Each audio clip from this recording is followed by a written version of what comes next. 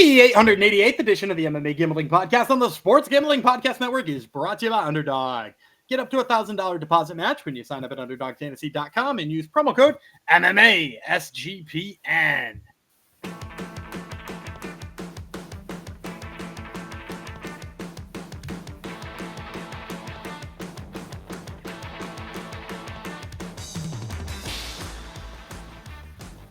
Heidi ho, degenerinos. Welcome to episode 888 of the MMA Gambling Podcast on the Sports Gambling Podcast Network, dedicated to DCF. This comment just came in on Spotify. This is a good one, Gumby. You haven't heard this one before. Oh, no. All right. Been listening for years. You will find out fast. Gumby knows his stuff, and he's the one to follow. Oh. That's good. But it doesn't stop there. Fox complains too much. It gets better. Wine's fights aren't good. Wine's about Dana White. Wine's when the female fights are early on card, question mark. I don't want to know anyone. Don't want to know anyone's politics in a non-political pod. I don't think I've ever talked about my politics. He's a whiny Canadian liberal. See, he's projecting on me. No idea Gumby's politics. Thanks, Gumby. Very good pod overall. Yes, I don't think I've ever. I do stress that I try not to talk about any current events. Usually, I just say oof, and then we let it go. Yeah. And I never said I'm liberal. I haven't even complained about the president wanting to take over my country. So come on. I could whine about that. That would be legit whine, wouldn't it? Anyhow, thanks for the comment. Thanks for watching. I like that guy. That guy should get some free merch. DCF in the house. All right. Actually, LFA is in the house, not DCF. We got LFA at 214. Double title fight cards. That's a pretty good fight card, right? They're both vacant. I have to throw a tiny bit of wrench in there. It's great that they're on the line. They're both vacant. One of the guys in the light heavyweight title fight has lost for the middleweight title, and now is just like, and then fought at middleweight a bunch more times, but they needed another guy to fight for the light heavyweight one, and they were like, we can't fight for the middleweight one again, so here's this one.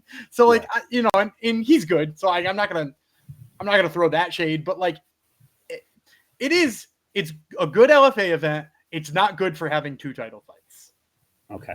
There you go. See, now who's complaining, huh? I'm not complaining. I'm saying it could be better. Yes. You should hear Gumby off air, DCF. That's all I have to say. All right. So that is LFA.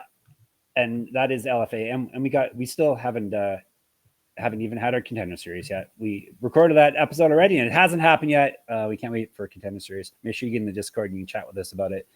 Look for me, Cage Side. Oh yeah. Look for Gumby Cage Side. That would be sportsgamblingpodcast.com/Discord. Of course. All right. Before we dive into getting you some plays here, no odds yet, right? Or at least I have not seen odds yet. None yet. Okay, good. I didn't miss them. Reminder: Sports Gambling Podcast is doing another pack break with Daps. He's a guy. Tuesday night, 7 p.m. Pacific. Get your team now. These teams will sell out. Go to sportsgamblingpodcast.com/break. That's BREAK, and use promo code SGPN for 10% off. That's sportsgamblingpodcast.com/break. BREAK. LFA 214. Fernando versus Latu is what we were talking about. Friday night, 10 p.m. Eastern, so you can split screen it with or multiple screen that you kids like to do with the old PFL. Take place in the Sanford Pentagon in Sioux Falls, South Dakota, one of the spots that they like to go to. You're not going there before Contender Series, Gumby? Well, it would be after Contender Series. Yeah. Oh, that's right. Contender Series Tuesday. Yeah, you have plenty of time then to get to South Dakota. I could have turned it into a road trip and just hit it on the way back. Very exciting road trip. We're starting with a couple of guys that you people may have heard of. I just thought about this one guy the other day, and here he is right now, Devin Clark, because he's nicknamed Brown Bear. And brown bears are the ones that are scared of humans, are they not? That's why I thought of him the other day. I'm like, I don't think. No, black bears are more scared of humans than brown bears are. Are grizzlies brown bears then? Oh yeah, Gumby. Grizzlies are like a different thing altogether. There's brown bears, there's black bears, there's grizzly bears. You know why Gumby knows this stuff? Kodiak grizzly bears, but that's different too. Those are even bigger. Those are up in your crazy. Not where I am, but yes, if you go further up, yes. Do you know why Gumby knows all this stuff? Old time listeners know. My dad's the bear whisperer. Yeah, his dad's a bear whisperer. What kind of bears do your? That was a black bear. Yeah, my black bear. My dad was talking to. Right. Devin Clark versus Bevon Lewis. Some people know what we're talking about right now. If not, we'll just move on. These guys both used to be in the UFC. You've probably heard of them. Now they're on in the old LFA. We'll tell you about Lewis first. You remember his nickname, Gumby? Of course you do. Bevon I mean, you don't. No, I remember Brown Bear, but I don't remember Bevon Lewis's. The Extraordinary Gentleman. Oh, yeah, I do remember. Oh, my God. So bad. For a fighter, it's so bad. 7-6. That's bad as well, with only 3 knockouts. He's been knocked out 4 times, submitted once. He's 2-1 in LFA. He has lost 4 straight fights and won 1 of 7. Last 4 losses, all via finish. He's not won since January 2020. 1-3 in the UFC, 2-0 in Contender Series, 0-1 in PFL. He's fought everywhere. He's fought at 170, 185, and 205.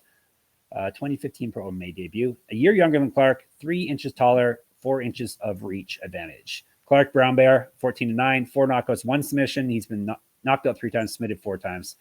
This is his debut in LFA. He's lost 2 straight. He's won 1 of 4 and 2 of 7. He's not fought since February 2024. He's not won since February 2023. 8-9 in the UFC, regional champion. He's fought at 185 and 205, 2013 Pro MMA debut. So a guy who's getting finished nonstop against a guy who doesn't finish. Yeah, this is weird. I will also say, wild that this is happening at heavyweight, right? Yeah.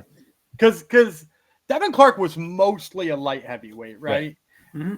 Devin Lewis was mostly a middleweight. I think actually exclusively a middleweight in the UFC. And you know, I'll be honest here.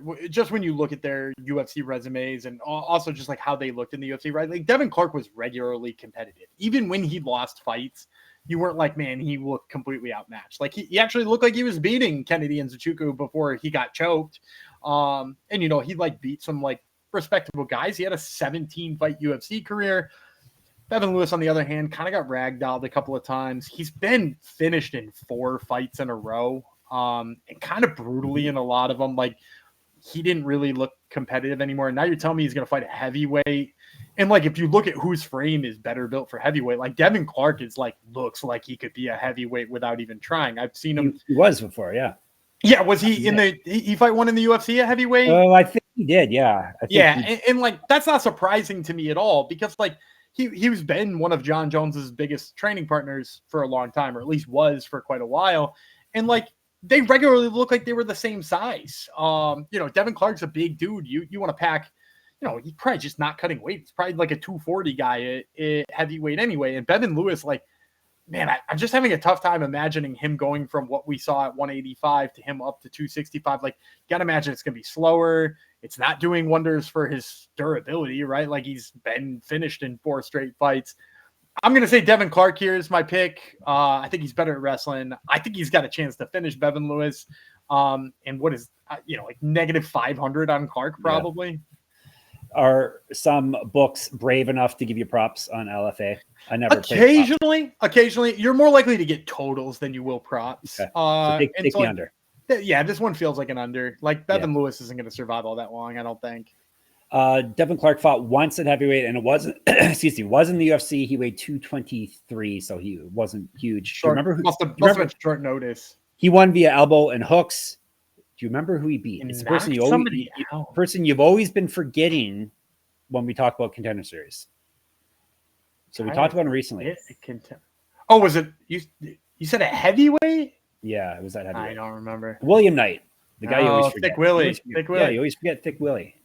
Don't forget Thick Willie. Hey, speaking of UFC heavyweights, did you see Martin Boudet has a fight book? Yes, Octagon. He's gonna fight for the Octagon for him. Yeah, he used to be the champ. He was the Octagon champ before he came over to the UFC. Now he's fighting Will Fleury sometime in a couple months. It shows the Octagon pays good because UFC guys, when they get cut, they jump over to Octagon. So or KSW. I think they both pay probably. I would guess KSW and Octagon probably pay similar because. I think the money probably comes in different ways because I think in KSW they pay him a lot of money through like spray tan advertisements on their bodies. Yes. I was gonna say yes. They're walking billboards in the KSW. Yeah. All right, that was heavyweight. We're going way down now to lightweight. Max Metzger, Steve Collins, both Americans, fighting 155, 3 5-minute rounds. You may know Collins better as Scuba Steve Collins. Hey, is Scuba still in the Discord? Have we heard from Scuba recently? I don't think we've heard from Scuba in a minute. Oh no, Scuba. This is a shout out to Scuba. Hopefully Scuba is still with us. June, do you understand the Scuba Steve reference? Yeah, it's from something I haven't watched. You've told me a bunch of times. I forgot again. It's a great film. Just leave it at that. Film I haven't watched, right? Or maybe I haven't. Ever seen Big Daddy? Yeah, oh yeah, of course. Yes, I remember. Scuba Steve's his toy. Yes. Yeah, Scuba Steve. Yeah. It was a long time ago though. This is Scuba Steve. He's active. He's current. He's 5-0 with 2 knockouts, 3-0 in LFA. TKO win in his last bout, 4 years younger than Metzger. Mad Max Metzger is 5-0, 2 knockouts, 2 submissions. This is his debut for the promotion. He's won 2 straight via finish. He's fed at 170. So a couple up-and-comers. Yeah, this one's tough for me. I kind of assume Collins will be a slight favorite here. Like, they're both 5-0, so, like, obviously, you know, they're going to be hyped and stuff like that. But on the other hand, you know, like, Scuba Steve kind of has, like, a big following in LFA. He's fought for LFA before. He's coming off that big slam win. He's got a big win in the LFA. He beat Kelton Sneeve, took his 0 away. So, like, this is a guy who LFA is kind of hyped up a little bit. So my guess is him like -145, like a plus 120, 125 on the Metzger side. I'm actually going to go upset. I'm going to go Metzger. I think from what I saw from Collins in some of his recent fights, it's just like not a lot of pressure, like not a lot of ability to move forward and set up what he really wants, which is his takedowns or slams and stuff like that. And then when you watch Metzger, like, even if he did move forward, like Metzger, like, works really well hitting you in the clinch. Like, if you crash forward, he digs an underhook, but then he also, like, hits you with elbows to the side of the head. He's really violent there. I think he might be a little faster on the feet. And he himself has showed, granted, against a wildly lower level of competition that he's fought. Because Collins, like I said, has fought, you know, all those people I just mentioned. He's fought Kelton Sneeve, and, you know, he got the slam KO, all those kinds of things. But, like, Metzger looked good in his grappling in the fights that I saw. Like, if somebody initiated the clinch, was looking to take him down, dug an under, hurt him with a couple of uppercuts, then scored a takedown himself and finished the fight in like 2 minutes. And again, you know, fighting a much worse level of competition than Collins is.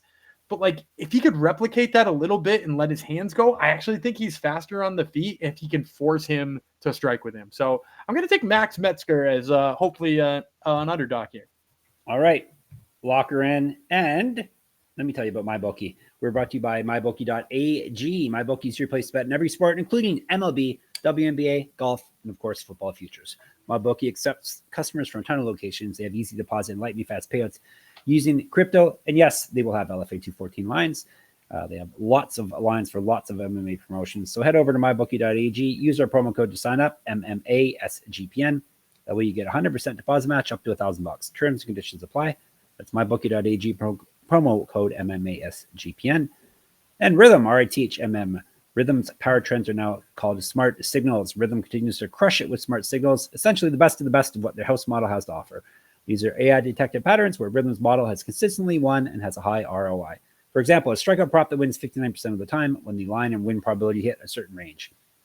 Smart signals are updated daily and exclusive to Rhythm. No touts, no noise, just clean data-backed bets. Here's some stats for you. MLB smart signals are crushing it. Mike Trout and Giancarlo Stanton are a combined 14-0 on smart signals, recommending their unders. And WNBA smart signals went 97-65 in July with a 15.64% ROI. These numbers are so good that our boys Scott and Adam literally were booted off one of their bookie accounts for winning too much. That's what bookies do to you. Download the Rhythm app, check out smart signals, and start betting smarter. You know we will be. Gumby always has a smart signal, usually involving a pitcher I've never heard of. like Zebby Matthews. Yeah, no, this one I'm gonna shout out a batter, Michael Harris, heating up for the Braves. He was actually the third. Yeah, Michael Harris the third. No, the second. Is he second or third? I think he's the second. Michael Harris the second. I don't want to see his kid hit yet. I don't think he's ready. But yeah, Michael Harris the second, one player of the week. I somehow missed it. They were hyping up his hitting, and on Sunday he hit a late game home run, so higher than on his total bases, his hits plus RBIs. You know, like whatever you wanted to look at, they were tipping you off on some Michael Harris goodness. All right, so take that and take our 7-day free trial that we were offered to you by going to sportsgamblingpodcast.com/rhythm, RITHMM rhythm. And we're moving right up the card. We got an Uulu, Gumby, but this wouldn't be an LFA card without an Uulu on it, right? No, you love the Uulus. Kubanychbek. Kubanychbek Abdisalam Uulu. Does that sound all right? Yeah, I did okay there. He is. What does Uulu mean again? It's like son of or something right, like that. Right. Okay. Yeah. He is fighting Borges. What's Borges' first name Borges. again? Borges, Andre Borges. So we got Kyrgyzstan versus Brazil. They're fighting at light heavyweight, 3 5-minute rounds. Borges. I'm making everything more. I hate how Jeff makes everything more difficult than it has to be, and he's a liberal. 15-6, 11 knockouts. He's been knocked out one. I don't think I voted liberal in the last election that I had here. Isn't Canadian liberal different than American liberal, though? Yeah, you're not even the same. Yes. Yeah, but it's not the same thing. Yeah, exactly. Anyhow, see, that guy doesn't want us to talk politics, and now we're, for the first time, we're talking politics. Borges is 15-6, 11 knockouts. He's been knocked out once, submitted once. This is his debut in LFA. He's won 5 straight and 7 of 8. Multiple regional championships on his mantle. Correct. Get our shirt, get our merch, sportsgamblingpockets.com/store. He's fight down at 145, up at 170. 2011 pro MMA debut. He's an inch taller than Abdisalam Omok is the nickname. I don't know what it means. OMOK. 22-3 with 1 no contest, 12 knockouts, 4 submissions. He's never been finished in a fight. This is his debut as well. In LFA, he's won 4 straight, and he's gone 14-0 with 1 no contest over his last 15 fights. He's not lost since December 2017. Regional champion, 2015 pro MMA debut, 3 years younger than Borges. This is going to be one of those LFA fights with astronomical odds. Yeah. Abdisalam, my guess is like negative 1,500. He's so much better than Borges. He's also like a 4-time defending Brave CF lightweight champion. Right. Which it used to be enough to win and defend your Brave belt 4 times to get you to the UFC, right? Yeah, it's a good, solid promotion. Yeah. He's sort of already like the prototype of somebody who like just the UFC snatches right up.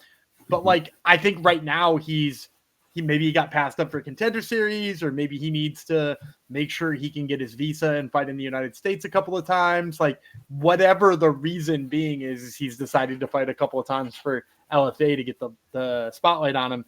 And I mean, he's really good. Like, some of my favorite pieces of what he does, he cuts off the cage really well. So when he's pressuring you, you spend the whole time moving, and at the end of the day, he's still like right on top of you. He throws like he's more of like a one big shot and done kind of guy when it comes to striking, but he blends that really well with his takedown attempts. In Brave, he's fought in some guys who are really high level wrestlers, and it didn't matter. He wound up like besting him anyway. He's got some really clever takedowns too. Like, I saw him get in on a single leg, and he actually dove underneath the guy's legs and then wound up like cradling him and coming out the backside. And he finished from like a cradle position and went right to side control. It was like really, really, really fancy. And then on the other hand, Borges is like, he throws big, but he like really overextends himself. He finds himself really off balance at times. He doesn't close the distance well. And, if you're having the cage cut off and, your opponent's really good at establishing the distance, that's just going to shine more. And I haven't seen him like get dominated in the grappling, because obviously like he's won enough fights to get this fight. But I have seen him in situations where like he's being held against the cage and you're like, can he get away from that guy? Because he's fought in some like maybe not ripped guys on the Brazilian regional scene. Oh, here we go. So like, body you're like, shaming. Yeah, well, no body shame. But you didn't say names. And I also said I didn't say anything bad about it. I just said they weren't ripped. I'm not ripped. And so like, you're like, he can't get off the cage against that guy. And if he can't, like, Abdisalam is just going to manhandle him and throw him wherever he wants. So this is going to be massive odds. Probably something you don't even want to put in a parlay, because it's going to move it by like a tiny, minuscule amount. But Abdisalam is the winner here. All right. Abdisalam is the winner, Gumby says. Let's go to the co-main event. It is for the LFA vacant middleweight championship. Gumby, why is it vacant? Azamat Bekaev? Okay. Azamat Bekaev signed to the UFC. Yep. We got David Allakhverdiev versus John Moore. Ukraine versus Canada. 5-minute rounds, 185. The Canadian is Moore. He is 6-0 with 3 knockouts. This is his debut in LFA. He's won 2 straight via TKO. Regional champion. He's fight at 195 and 200. So weird weight classes. Not weight classes. Allakhverdiev is 6-0. 1 knockout, 5 submissions. He's finished everyone. He owes his rounds. This is his LFA debut as well. He's not fought in basically a year and a half, May 2024. He's fought at 170 and 205. That's all I have. These guys have very small resumes. Yeah, and I think Moore, having fought recently, he's got a little bit better looking of a record, right? All that kind of stuff. fought in promotions you've heard of before, right? Allakhverdiev hasn't. Yeah. I think Moore is going to be like the negative 200, maybe negative 210 favorite, get plus 185 on the other side on Allakhverdiev. And I'm going to go underdog. I'm going to go Allakhverdiev. Yeah, I'm going to fade the Canadian. I'm going to. But not only am I fading the Canadian, like I wasn't sure I was going to find film on Allakhverdiev when I looked at the promotions he's fought for. I was like, what are these things? Yeah. But I like wound up finding, granted, some kind of dated fights. Like they're like 3 years old, but like, first of all, really quick with the hands, like surprisingly quick with the hands for a middleweight. And then his takedown game is like vicious. Like he's got really, really, really big takedowns. One fight he like, how long ago were you a WWE fan? So it's like 84, 85. And then through present day? I know enough. So go make a reference. I don't know. I was gonna make an Edge reference. Of course I know Edge. He's from Canada. Yeah, of course. He's probably I was gonna say he's probably a liberal, but maybe not. Go ahead. He speared. You're just gonna keep going to the well on that. He speared someone like Edge for real? Speared somebody in a takedown like Edge, and I was like, God, how did that work? And like, it's just because he's so explosive on the takedowns, and like he's like, I've seen him have to struggle for him sometimes too, and he's like a dog and a pony. He just keeps finishing him. And then on the other hand, what I've seen from John Moore, and like he's coming off of a first round knockout win, he kind of looked bad in that first round knockout win. Like he got backed up almost constantly in that fight. At one point in time, his opponent just lets up a little bit, and he like hits like a sniper left hand that puts his opponent on wobbly legs. Winds up trying to finish him up with ground and pound. It doesn't work. They wind up back on the feet, and then he's backpedaling again. Like he's not even confident enough in what he's doing yet. And then eventually hits that like spark big counter again and finishes him. And like, I like the power from Moore. I like the counters from Moore. I just don't think he can sustain that against somebody, especially if that person has good low leg kicks, which, I know we haven't talked about with Allakhverdiev, but he does have good low leg kicks. Shoots a bunch of takedowns. Like that's not the guy you're going to hit with the big KO punch, right? Like, when I was talking before about Andre Borges being a guy who overextends, that's the guy you want the counter puncher against. You want the counter puncher to fight the guy who overextends and throws haymakers. Allakhverdiev is very safe, good takedowns, does the little things right. And I've seen Moore kind of struggle on the mat before once or twice. Like he got taken down once and seemed like he kind of didn't have a lot of ideas on how to get back up. I'm going to go with and I haven't even mentioned the best part. Allakhverdiev, crazy leg lock game.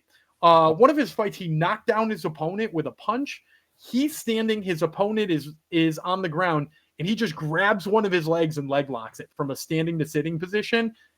It was awesome. As a jiu-jitsu guy who loves a good leg lock, he made the Walter Walker in me very happy. So, Allakhverdiev, clever on the mat, good takedowns. I think he's going to surprise John Moore here. No, he's not Canadian. And he's not Canadian. I'm thinking Gummy may be DCF. That may be your initials on Spotify. All right. Before we get to our main event, let me tell you about Circa Million and Circa Survivor. The world's greatest sports book, Circa Las Vegas, is hosting the world's biggest pro football contest. Circa Million, Circa Survivor, and Circa Grandissimo with over $21 million in guaranteed prizes. You can't call yourself a true degen if you're not competing in the Circa football contest. Plus, come hang out with SGPN at the Circa contest weekend, August 21st, 23rd, for an amazing weekend, including live shows and open bars. Plus, you get 15% off a stay at the Circa with promo code SGP15. The contests are open to everyone. Sign up in Nevada and play from anywhere with the help of SGPN's official proxy. You can do that by going to footballcontest.com and use promo code SGP to get $50 off your proxy fees. And Underdog Best Ball Mania is happening all summer long, giving away $15 million in prizes, including $2 million in first place. No waiver wire, no arguments about trades. Best Ball is the best way to play fantasy football. Underdog also is a great place to play Pick'em, where you can win up to 500 times your entry. Gumby, do you have a play for the people? Sure. We're going to stick with baseball. We're going to stick with strikeouts. On Monday evening, we got Andrew Abbott starting against the Phillies. We're going to take the higher than on his strikeouts. He's actually had a couple of rough games in a row, only 4 strikeouts over his last 2 games, but that's usually just enough to get Underdog Fantasy to lower that projection on him. And the time to strike is now because he's playing the Phillies, and those dudes love the swing and miss. So give me the higher than on Andrew Abbott's strikeouts. I think Gumby loves his strikeout plays as well. Sign up with the code MMASGPN. That way you get to claim a special pick and first time deposit offer up to $1,000 in bonus credits. So underdogfantasy.com, promo code MMASGPN. And to our main event, LFA vacant light heavyweight championship. Gummy's going to tell you why it's vacant. This one I'm positive on. I was a little doubtful of myself on the Beko one, but this one's Uran Saltabaldiev's belt, I believe. Yep. Because he had to debut as a heavyweight in the UFC. Right. Because they needed a guy in the last second. But yeah, Uran Saltabaldiev. And looked damn good in the process as well. All right, this is for the vacant light heavyweight championship. Lucas Fernando, Brazil. Phillip Latu from U.S. Probably a couple of names you people recognize. They are both fighting at obviously 205, and they're fighting 5-minute rounds if needed. Latu is the doctor, 7-2 with 6 knockouts. He's been knocked out once, submitted once. He owes his rounds, damn it. 1-0 LFA. He's won 506, including his last fight. 0-1 in Contender Series because he lost to Navajo Sterling. I don't think it was Navajo. Was it Navajo Sterling? All right. Maybe I didn't look this one up, and that's why. Yes, you're correct. That's okay.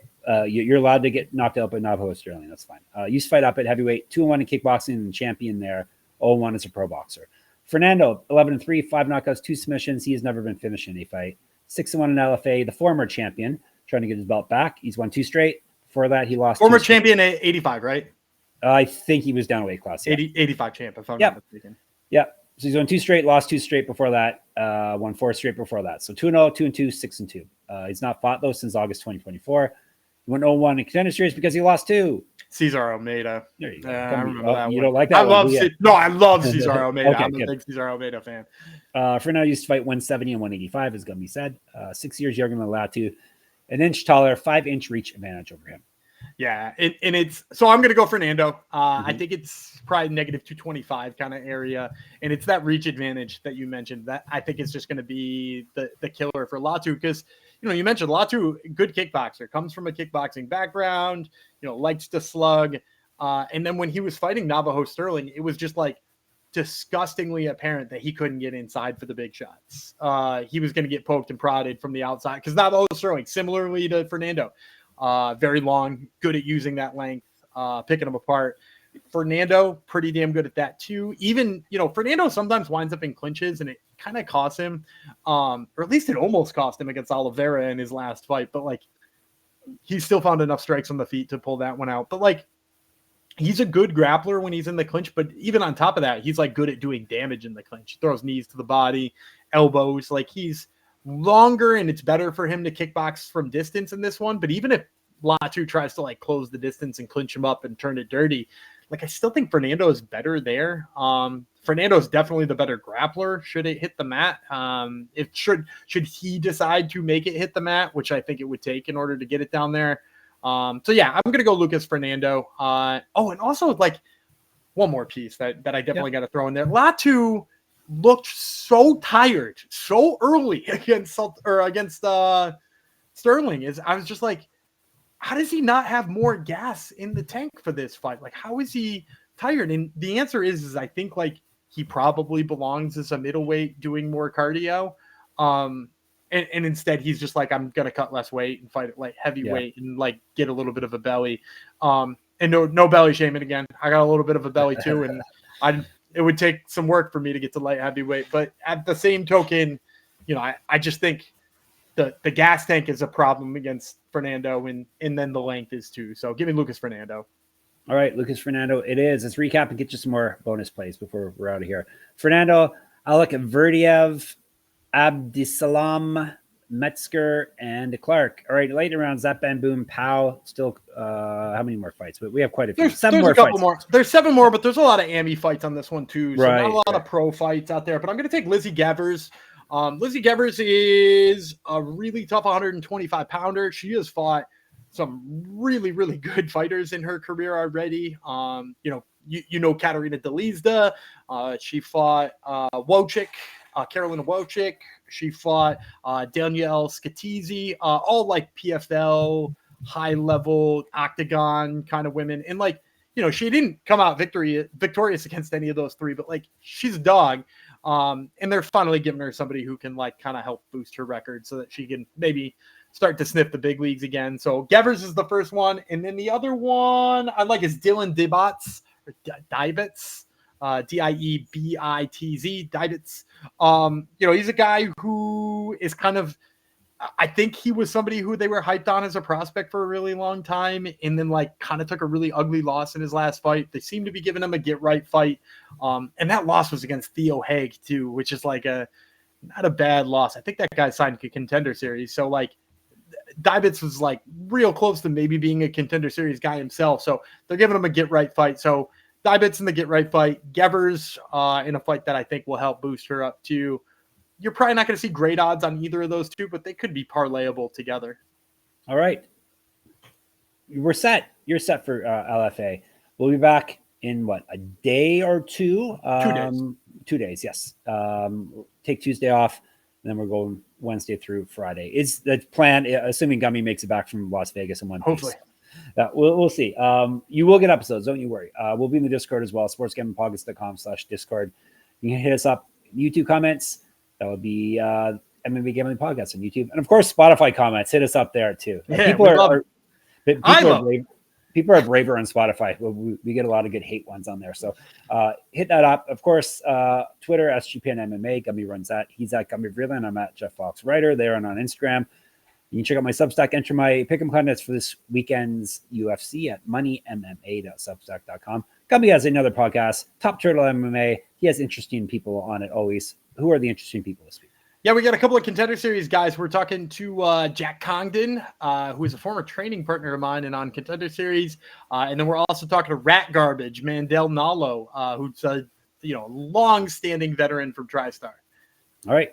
Check it out. Top Turtle. And of course, sportsgamblingpockets.com, sportsgamblingpockets.com/store, sportsgamblingpockets.com/Patreon. Now, Gummy will bid you farewell. All right, I'm Dana Gummy Freeland. He's Scuba Jeff Fox, and we'll see you on Wednesday.